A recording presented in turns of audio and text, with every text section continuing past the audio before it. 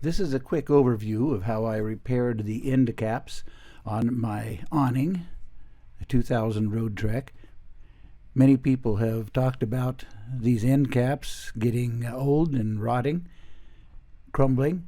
So I tried this do-it-yourself method, and it seems to have worked fine. Mine are about 3 years old now, have weathered well, and still look fine. I used this DAP product, Alex Flex, spackling type of compound. It has a slight flexibility so that it's on plastic types of things. It doesn't crack easily.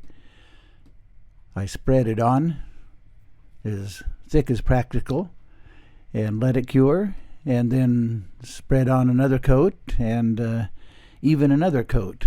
Where there were holes or breaks in the original plastic end cap, I let the spackling compound ooze into the inside to kind of overlap the edges and make it stronger.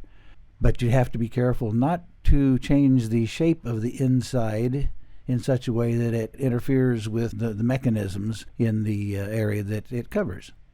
After it's well cured, I sanded thoroughly until it was smooth. Even respackled a spot or two which had a pit after sanding, but getting the finish nice and smooth.